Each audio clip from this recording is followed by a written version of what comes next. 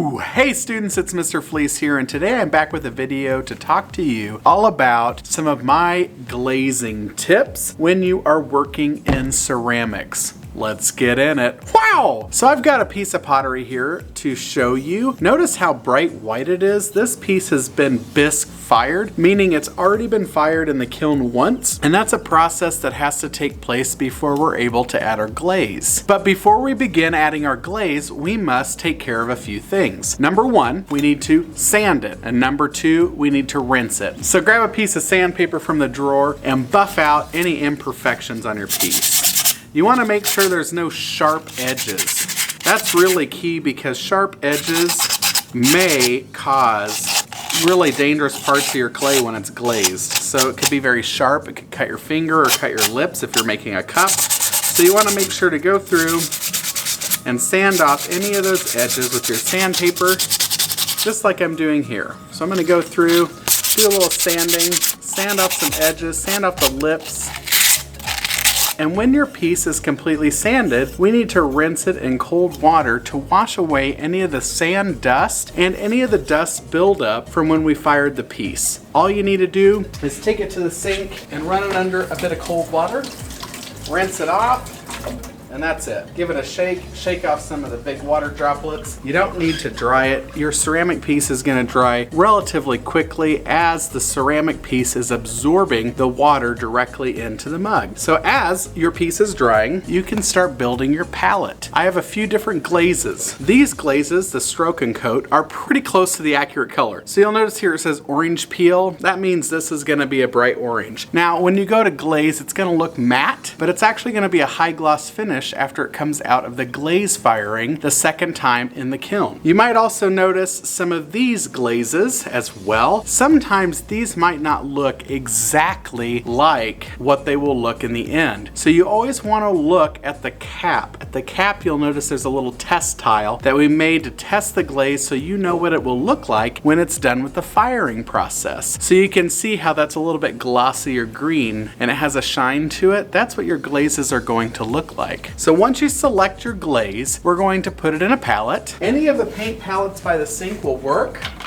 Just grab one of these. And I recommend using a soft bristled brush, but any of those brushes by the sink can be used for glaze. When adding glaze to your palette, you want to make sure to shake it up to mix all of those glaze properties so that they're evenly distributed before you add it to your palette. When adding glaze to your palette, you want to make sure to start with just a little bit. You can always come back and get more glaze. Let's start with a little bit, like maybe that much is all you need to begin. So why do we need to start with just a little bit of glaze in our palette? Well, glaze is very expensive. In fact, this one bottle of glaze costs almost $17. That's a lot of money for just one bottle. So it can cost a lot of money to get all these different glazes, and we want to make sure we're not wasting any glaze in the glazing process. Now that you have your glaze in your palette, and you have your rinsed and sanded ceramic piece, and you have your soft bristled brush, now that we're ready to glaze our ceramic piece, I'm going to take my dry brush, make sure your brush is dry and it's not a wet brush, and dip it into the glaze like so, and I'm going to begin glazing my piece. Notice how I kind of drag the glaze across my mug in one direction. It's best to glaze in one direction. If you have little areas that doesn't cover, you can kind of take your brush and stab the glaze in those little pockets and then just brush over the top. What you'll notice right away is glaze dries really fast. So as you're working, your first layer of glaze is going to dry extremely quick, which is great because in order to have a nice glazed piece, you want to apply multiple layers of glaze. I recommend 3 to 5. 3 coats. So that means I can't apply a second coat when this one's dry. Notice how right here it's not shiny anymore. It's a little shiny there, but not really shiny there. I can begin adding my second coat after the first one dries. So that's 2 coats.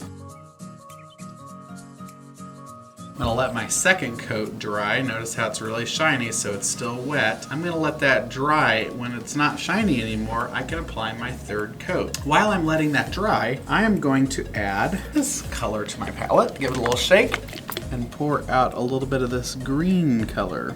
Notice how I started with just a little bit. That's pretty good to start. I can go ahead and apply my third coat. The more coats that you apply, the less likely you have of any of the area that you glaze being transparent. And what does that mean? That means there is ceramic shining through your glazed area. That looks pretty good for this little section. Here is an example of a ceramic piece that has had maybe 1 or 2 applications of glaze. Notice how it's not a very solid color. It looks kind of like it's patchy, and you can see the white ceramic underneath. This is the exact same glaze right here, but on this piece, it has been applied 3 or more times. Look at the difference between the two. Notice how this one does not look transparent at all. Just so you know, these little white speckles, they're supposed to be there. That's just part of the glaze. And you can kind of see those white speckles. If you look closely at this piece, you can see there's a few of those white speckles showing up, but look at the difference. This is glazed 1 time. This is glazed 3 or more. So you want to make sure that you add glaze 3 or more times so your piece can look the best that it can. When changing colors, you don't want to dip your brush into a new color with old glaze on it. Glaze is not like paint. We cannot mix the colors because glaze is a chemical formula. This is a chemical formula made by minerals and chemicals and pigments mixed together to create the exact color that you're seeing. If we change the formula by mixing in new ingredients, it is going to look goofy, or it might not work at all, or it might work really well. It's really hard to tell. It's kind of like baking a cake. If you switch out ingredients, sometimes good things happen and sometimes bad things happen. So we do not want to mix the glaze together using the same brush. When switching colors, I recommend you grab a new brush so that way you do not mix the colors. Also, using a new brush means your brush is dry. And my last tip, students, is when you're glazing, you're not going to glaze the bottom of your ceramics. So if you're making a mug like this, I'm not going to glaze this part because I don't want this to stick to the kiln shelf in the kiln, and then it could cause breakage when I try to take your piece out. And so it's best if we leave the bottom of our objects unglazed. Now, if you're creating something else that's not a coffee cup, that doesn't have an exact bottom, let's say you're making a dinosaur. Well, leave the bottom of the dinosaur feet unglazed, kind of like the bottom of this mug, so that way your piece doesn't break in the kiln. If you have questions about that, just ask me. We'll figure out a solution together. Okay?